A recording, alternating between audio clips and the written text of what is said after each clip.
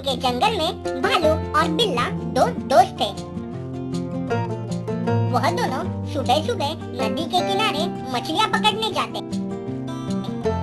इन्हीं मछलियों को बेचकर उनका गुजारा होता। थककर शाम को घर जाते जाते रास्ते में उन्हें एक सुंदर सा बगीचा लगता।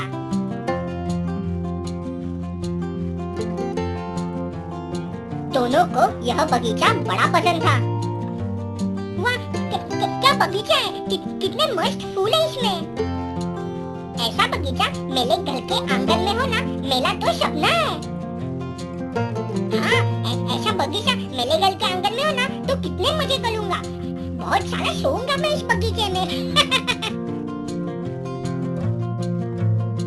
एक दिन दोनों रोज की तरह मछलियां पकड़ रहे थे। तभी वहाँ एक नन्हा सा जादूगर आ गया। जादूगर पानी में खेल रहा था। अरे जादूगर, ये क्या कर दिया तूने? अरे यहाँ की सारी मछलियाँ भाग गई थी तुझसे डर के। मुझे माफ कर दो, मुझे पता नहीं था कि इससे तुम्हें परेशानी होगी। अरे ठीक है, कोई बात नहीं। अरे कोई बात कैसे नहीं? अब भागी हुई मछलियाँ वापिस आने को है ना 1-2 घंटा लगेगा, पता है तुम्हें? क्या? तुम चिंता मत करो, मैं ना कुछ करता हूँ। जादूगर ने घुमाई अपनी छड़ी, इनको मिल जाए एक जादुई घड़ी। ये क्या है? ये एक जादुई घड़ी है। जब तक ये घड़ी चालू है तब तक तुम्हारे पास बाकी लोगों से 1 घंटा ज्यादा होगा। क्या क्या क्या? इससे तुम्हारे जिंदगी में एक दिन में 24 नहीं बल्कि 25 घंटे हो गए। वो भी सिर्फ आज नहीं, रोज, समझे? क्या? तुम इसका इस्तेमाल दिन में सिर्फ एक बार सीधे और एक बार उल्टे कर सकते हो। अब से बिल्ला रोज रात को सोते समय घड़ी का इस्तेमाल करता, जिस वजह से उसे 7 की जगह अब 8 घंटे नींद मिलती। ऐसे अच्छी नींद में उसे बगीचे में खेलने के ही ख्वाब दिखते। अपनी नींद पूरी करके सुबह सुबह वह फिर से भालू के साथ मछलियां पकड़ने जाता। शाम को वही घड़ी भालू को दे देता। भालू उस घड़ी का शाम को इस्तेमाल करके रात को वही घड़ी बिल्ले को दे देता। ऐसे कई दिन बीत गए। एक दिन बिल्ला किसी काम से भालू के घर आ गया। अरे ये क्या, इतना सुंदर बगीचा, वाह! क्या भालू, ये तेरा बगीचा है? लेकिन कैसे? ये सब तूने किया कब? मैंने ना घड़ी का इस्तेमाल करके जो 1 घंटा मुझे ज्यादा मिलता, उसमें मैंने ये सुंदर सा छोटा सा बगीचा बनाया। जहाँ बिल्ला घड़ी का इस्तेमाल करके अपनी नींद पूरी करता, वहीं पे भालू उस घड़ी का इस्तेमाल करके अपना बगीचा बनाने का सपना पूरा करने में व्यस्त रहता। बहुत ज्यादा खूबसूरत है ले। अब से ना मैं भी सुबह सुबह घड़ी का इस्तेमाल करके ऐसा ही सुंदर बगीचा बनाऊंगा। और फिर मेरा भी सपना पूरा होगा। जो सपना देखते हैं उन्हें रात छोटी लगती, लेकिन जो सपना पूरा करने की कोशिश करता है उसे दिन छोटा लगता है।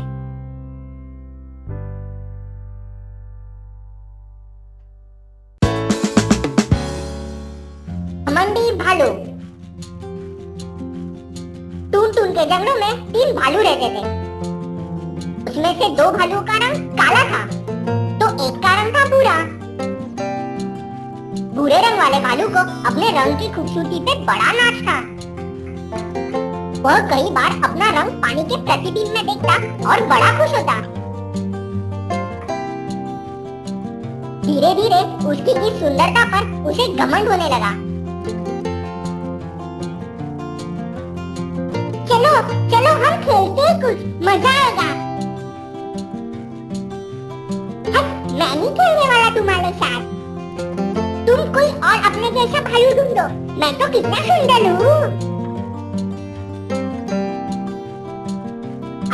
खेलना है तो ना बोलना, ऐसे क्यों बोलता है? तो मैं क्यों खेलूं तुम लोग के साथ? तुम पहले जाके पानी में अपने आप को देख के आओ। यह बोलकर बूढ़ा भालू वहां से चला गया। उसको जाने दे, हम दोनों भी मिलकर खेल सकते हैं। हाँ वो तो ठीक है, लेकिन इसको बोलने की तमीज होनी चाहिए ना। दिन बीतते गए, दिन ब दिन भालू का घमंड भी बढ़ता ही चला गया। कुछ दिन बाद एक रात जब सब भालू गहरी नींद में थे, तब वहां अचानक एक शेर आ गया।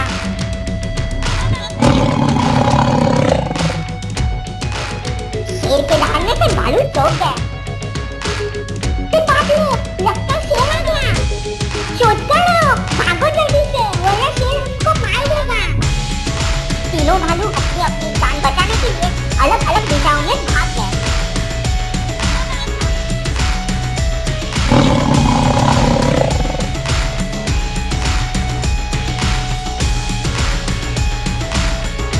रात के अंधेरे में शेर की नजर काले भालुओं को देख न पाई। जब एक बूढ़ा भालू उसे आसानी से नजर आया, शेर उस भालू के पीछे जोर जोर से भागने लगा। जैसे तैसे भालू ने भाग भाग कर अपनी जान बचा ली, लेकिन वह बहुत जख्मी भी हुआ। उस दिन से उसने अपने रंग का कभी घमंड नहीं किया और वो भी दूसरे भालुओं में घुलने मिलने लगा। तो बच्चों, इस कहानी से हमें यह सीख मिलती है, जिस चीज पे हमें घमंड हो वही हमारे मुसीबत का कारण भी बन सकती है। इसलिए हमें कभी भी घमंड नहीं करना चाहिए।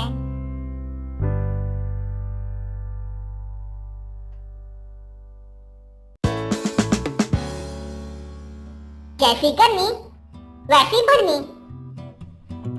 दूसरे जंगल से टून टून के जंगलों में आने के लिए एक आसान रास्ता था नाव का। यह नाव एक बिल्ला चलाता था, जो कि बहुत लालची और कपटी भी था। एक बार टून टून के जंगल जाने के लिए एक छोटे से सुअर ने नाव से जाने का रास्ता अपनाया। मुझको छोड़ दोगे क्या टून टून जंगल अपने नाव से? हाँ, लेकिन तुम्हारे पास जो फल है ना, उसके आधे फल तुम्हें मुझको देने होंगे। हाँ, चलेगा। बिल्ले ने चप्पू चलाना शुरू कर दिया। जैसे जैसे नाव नदी के बीचों बीच आ गई, वैसे ही बिल्ला बोला, तुम्हारा वजन तो बहुत भारी है। तुमको वहां जाना है ना, तो मुझको साले फल देने होंगे। क्या? हाँ, नहीं देने तो फिर जाओ तेल के। तुम तो ये गलत कर रहे हो। हाँ तो जाओ तुम ऐसी तेल के फिर। सुअर के पास और कोई दूसरा विकल्प नहीं बचा था। उसे तैरना जो नहीं आता था। बड़ी निराशा से उसने सारे फल देने का फैसला किया। हाँ ठीक है, चलो। बिल्ले को लगा उसकी चालाकी काम कर गई। वह बड़ा खुश हुआ।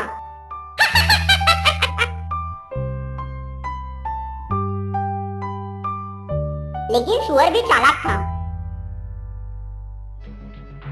उसने भी बिल्ले को सबक सिखाने की सोची। बिल्ले का ध्यान नहीं है देख उसने नाव में एक छेद कर दिया और नाव में अब फव्वारे के जैसे पानी आना शुरू हो गया। अरे वाह, पानी आ गया। ये। अरे बाप रे, ये क्या हो गया? बिल्ले ने भाग भाग के छेद पर हाथ रख दिए ताकि नाव में पानी ना भरे।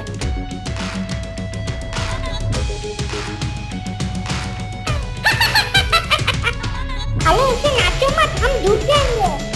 मैं ये छेद पकड़ के रखता हूँ, तुम चला चप्पू चलाना। ठीक है, मैं चप्पू तो चला लूंगा, लेकिन इसके बदले ये साले फल तुमको मेरे पास ही रखने होंगे। बिल्ले के पास अब कोई विकल्प नहीं बचा था। उसने झटके से हाँ कर दी। सुअर हंसते हंसते चप्पू चलाते चलाते टूलपुर के दूसरे किनारे तक पहुंच गया। वह बड़ी खुशी से अपने सारे फल लेके गया। बिल्ली को उसके करतूतों का अच्छा सबक मिला। फल तो उसके हाथ से गए ही गए, नाव के मरम्मत का खर्चा भी बढ़ गया। तो बच्चों, इस कहानी से हमें यह सीख मिलती है, हम अगर दूसरों की मजबूरी का फायदा उठाएंगे तो वह भी कभी ना कभी हमारी मजबूरी का फायदा उठा सकते हैं। आप दूसरों के साथ जैसा करेंगे, आपके साथ वैसा ही होगा। जैसी करनी वैसी भरनी।